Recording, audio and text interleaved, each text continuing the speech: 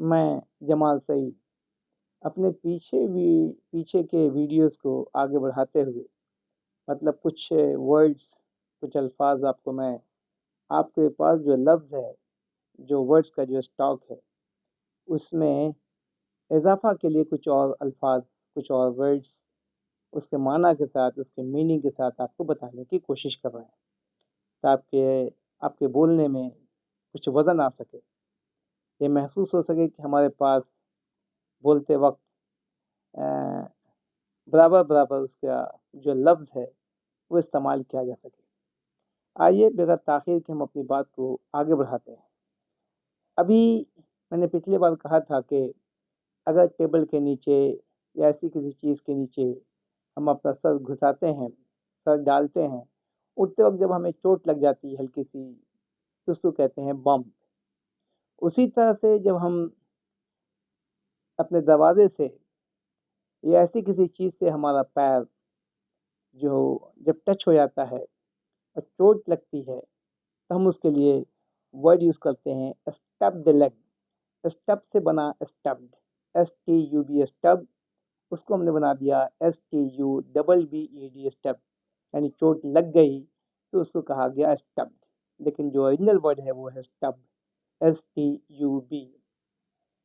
स्टब्ड leg मतलब पैर में आपके दरवाज़ा से चोट लग गई या ऐसे किसी दूसरी चीज़ से चोट लगी तो हम कहते हैं स्टब्ड लेग, स्टब्ड लेग, स्टब्ड लेग, जैसा कि आप हमारे लैपटॉप पे तस्वीर में देखा जा सकता है।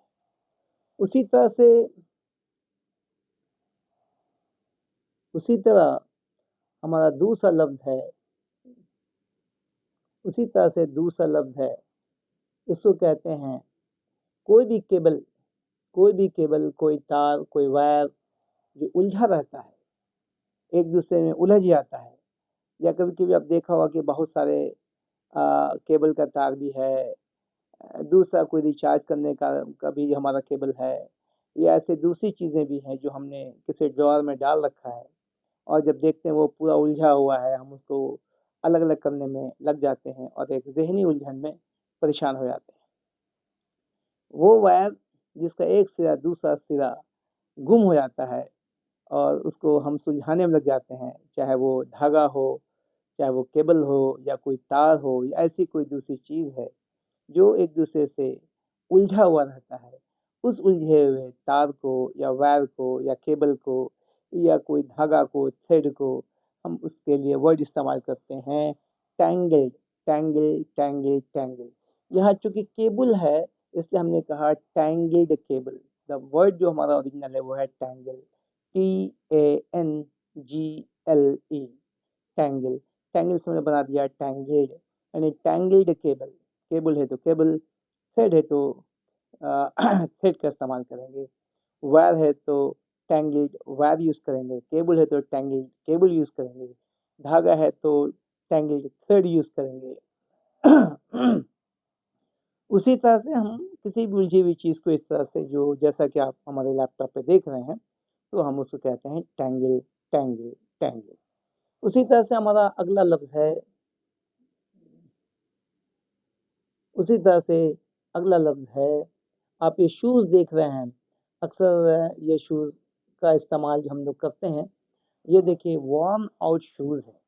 वह शूज़ जो इस्तेमाल करने के बाद फट जाता है, चाहे वो आगे से फट जाए या वो आपके पीछे से फटा हुआ हो, फ्रंट से हो चाहे वो बैक से हो। अक्सर आप देखते होंगे कि जब आप प्लांट में काम कर रहे हैं, या एक एग्जांपल दे रहे हैं प्लांट के ज़रिए, कि अक्सर हमारे पास लोग आते हैं, सर हमारा शूज़ जो है फट गया है, तो हम देखते हैं कहाँ फटा है भाई, ओ फ्रंट से फट गया है या बैक से फट गया है। तो ऐसे जो शूज़ जो फटे हैं तो हम उसके लिए जो जो कमेंट लिखते हुए इनको शूज़ दे दिया जाए, ये वॉर्न आउट शूज़ है, यानी पहन करके ये शूज़ फट गया, तो अब इनको ये फटा हुआ शूज़ अलाउ नहीं है, तो इनको नया शूज़ दिया जाना चाहिए। तो हम कहते हैं, इसके लिए हमने वर्ड यूज़ करते हैं वॉर्न आउट। वियर से बना है, इसका पास्ट टेंस है वॉर्न, WEAR, वियर, इससे बनाया गया वॉर्न, WORN, वॉर्न, यानी फटा हुआ। वियर मतलब फटा हो, वियर मतलब फटा, और वियर वॉर्न मतलब हुआ फटा हुआ, यानी ये पास्ट टेंस के यूज़ किया जा रहा है। तो पहन के ये जूता फट गया, यानी वॉर्न आउट। क्या चीज़ फटा? शूज़। शूज़ हमेशा शूज़ ही लिखाता है, SHOES। ये अलग एक चैप्टर है, जब हम पढ़ाएंगे अगले चैप्टर में तो हम बताने की कोशिश करेंगे। तो वॉर्न आउट शूज़ है, वॉर्न आउट WORN, जो वियर से बनाया गया, worn OUT out, worn out shoes, यानी फटा हुआ शूज़ जो पहनने के बाद जो शूज़ फट जाता है, ये इसको कहते हैं वॉर्न आउट शूज़। उसी तरह से आप नीचे देखिए, एक ये टायर है। अक्सर आप देखते होंगे कि ये टायर जो है क्या हुआ, ये टायर में हवा कम है, हवा कम है। तो हवा जब कम है टायर में तो क्या होता है, टायर बैठ जाता है। तो हम उसके लिए यूज़ करते हैं, हवा कम है यानी flat tyre, FLAT, flat. Flat मतलब चपटा, उसी से बना है फ्लैट। तो इस टायर को जब कभी आप देखें तो आप उसके लिए इस्तेमाल करें flat tyre, flat tyre, flat tyre, flat tyre, यानी हम उसके लिए फ्लैट टायर का इस्तेमाल करते हैं। बाद में बताएंगे कभी कि इन्फ्लेटेड और डिफ्लेटेड का माना क्या होता है ना। हवा कम है तो डिफ्लेटेड, हवा ज़्यादा है तो इन्फ्लेटेड का इस्तेमाल किया जाता है। यानी टायर में हवा कम भी नहीं होना चाहिए और टायर में हवा ज़्यादा भी नहीं होना चाहिए। ज़्यादा के लिए इन्फ्लेटेड बोलते हैं और कम हवा को डिफ्लेटेड कहते हैं। तो एक वर्ड मिला आपको इन्फ्लेटेड, यानी INFLATED, इन्फ्लेटेड, इन्फ्लेट से बना इन्फ्लेटेड। डिफ्लेटेड हवा कम है, यानी DEFLATED, डिफ्लेट से बना डिफ्लेटेड। और यहाँ जो है ये हवा कम नहीं है और हवा ज़्यादा तो खैर है ही नहीं, ज़्यादा समझना मतलब बेवकूफ़ी है, यानी ये हवा ही नहीं है, कम हवा नहीं है, हवा है ही नहीं, यानी ये ज़मीन पर जाके बैठ गया। तो ऐसे वो कहते हैं flat tyre, flat tyre, flat tyre, flat tyre, FLAT, flat, TYRE, tyre, flat tyre. उसी तरह से हमारा अगला वर्ड है, उसी तरह से ये सारे वर्ड जमा किए गए हैं जो आम बोलचाल में या आम जिंदगी हमें देखने को मिलता है।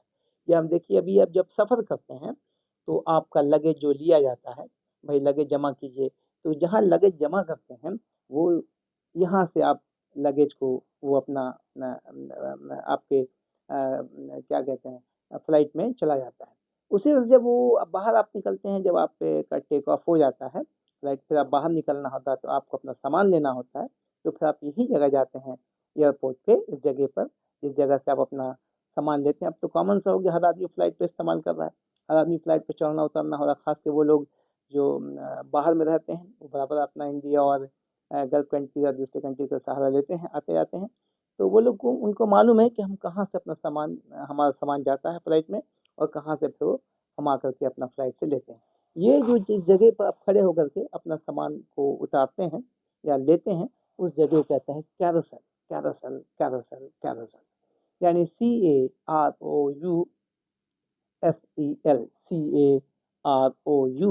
CAROUSEL, carousel, carousel, carousel. तो हम इसके लिए कैरोसेल का इस्तेमाल करते हैं, यानी हम कहते हैं कि जा रहे हैं भाई कैरोसेल पे हमारा सामान आ गया होगा, हम अपने सामान को देखते हैं तो जो हमारा होगा हम ले लेते हैं। तो हम यूज़ करें, हमारे बताने का मकसद यहाँ यही है कि हम इसका इस्तेमाल किया जाए, इसको याद किया जाए या समझा जाए। आप अपने ब्रेन के हिसाब से, बहुत आदमी आसानी से समझ लेते हैं, बहुत आदमी याद करके समझते हैं। तो इसको अपने जहन में जिस तरह से भी हो अपने स्टोर कीजिए और इसको खूब इस्तेमाल में लाइए ताकि प्रैक्टिस में रह सके। Carousel, carousel, carousel. पट्टा जिसको कहते हैं हम लोग आम भाषा में पट्टा कहते हैं। उसी तरह से हमारा एक दूसरा वर्ड है जो आप देख रहे हैं कि ये जो है इसको कहते हैं, हम लोग जब काम करते हैं किसी जगह पर या कहीं देखते हैं हम कभी गिर जाते हैं, चोट लग जाती है और चोट लगने के बाद वहाँ पे हल्का सा छील, हमारा जो चमड़ा वो छिल जाता है, थोड़ा सा हल्का सा दिखाई देने लगता है कि भाई यहाँ पे कट गया है, चोट लग गई है, यानी हल्का सा जो हल्की सी चोट है ना, उसको हम लोग कहते हैं बुरूज, है ना। चोट कई तरह का है, एक चोट हुआ जो खाली चमड़ा उखड़ा, एक चोट हुआ जिसमें गोश्त निकल गया, एक चोट हुआ जो बहुत डीप चला गया, एक चोट हुआ जो हड्डी तक उसकी पहुंच गई। तो अलग अलग चोट के लिए अलग अलग सा वर्ड है ना। तो सेफ्टी में जो लोग काम करते हैं उनको ज़्यादा मालूम है कि किस चीज़ के लिए कौन सा वर्ड का इस्तेमाल किया जाए। इसको कहते हैं bruise, BRUISE, BRUISE, bruise, bruise, bruise, bruise. इसको कहते हैं ब्रूज, यानी हल्की सी जो चोट लगी और आपका जो चमड़ा छिला गया और उसके बाद जो है हम इसमें जो फर्स्ट एड अपना लगा लेते हैं और फिर बाद में ये हमको सूदिंग इफेक्ट देने लगता है। तो इसको कहते हैं ब्रूज, BRUISE। समझने में कुछ परेशानी हो या हमारे समझाने में कुछ कमी रह जाए तो उसके लिए बेहतर है कि अभी तो बहुत सारा फैसिलिटीज़ हमारे पास है, आप उसको गूगल पर डालिए और फिर आपको इसका सही माना भी मिल जाएगा। उम्मीद है कि आप मेरी बात समझ रहे हैं। शुक्रिया, जज़ाकल्लाह खैर।